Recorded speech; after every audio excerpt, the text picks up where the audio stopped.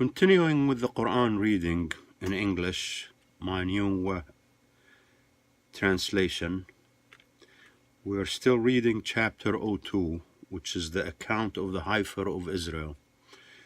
Today I'm reading verses 104 to 112.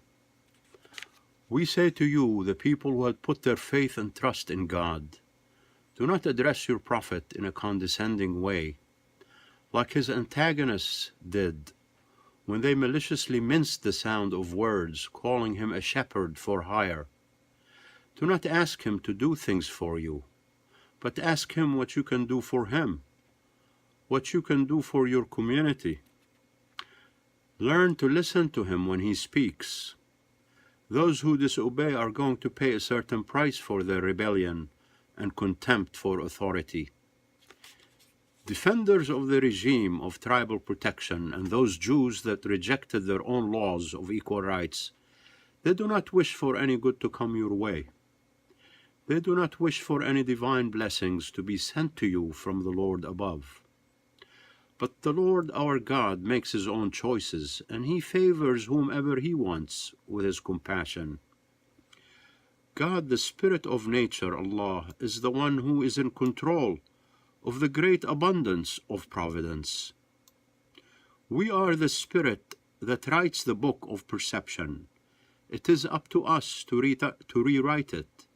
So whenever we void a verse from the book or relegate it to oblivion because of a changed context, we replace it with another verse that conveys a similarly valid principle or a more progressive one.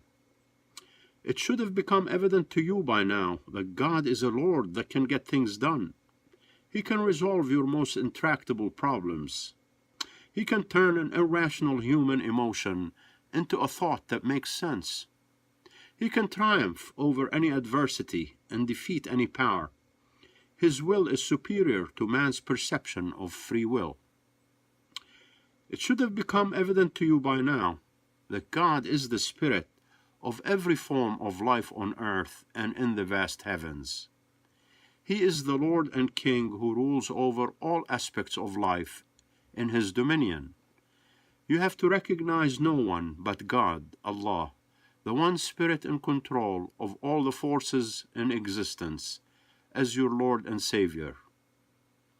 Lesser powers than God cannot govern your life or give you salvation. God has not given any human king or priest any authority over your life.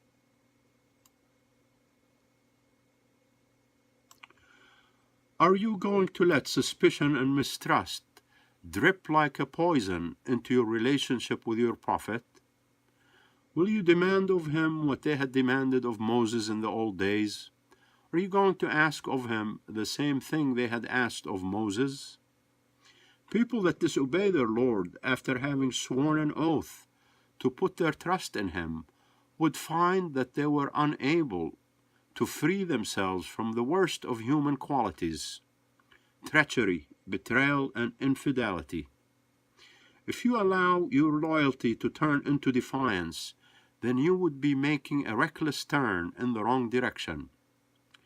Seeing your souls were united in the spirit of your faith, a lot of Christians and Jews would have loved nothing more than to convert you back to the worship of idols. Pure jealousy, they burned with envy when they verified that this message actually came from their own Lord. For the moment, you have to excuse them and exercise tolerance until such a time when God would implement a new design. God is a Lord that can get things done, and his designs can outlast any human design. His will reigns in more infinite ways than any man could perceive. So urge everyone to establish a schedule of meetings for the people to say their prayers, and tell them to give alms to the needy. Any contribution you make as a collective to lift yourselves up will be like an investment that will surely bear its fruits in God's good time. Self-improvement will be rewarded by Allah. He is a spirit like the threads that have been knitted to bind the bodies of all things, living, non-living, visible and invisible, making them all connected. The intentions behind your actions are known to God, as nothing ever escapes His attention. His ever-watchful eye is seeing whatever you are doing at any time. They claimed a person will not go to heaven unless he wore the label of Jew or Christian. That's their own fantasy. You should ask them to provide you with a proof, since they claim to know the real truth.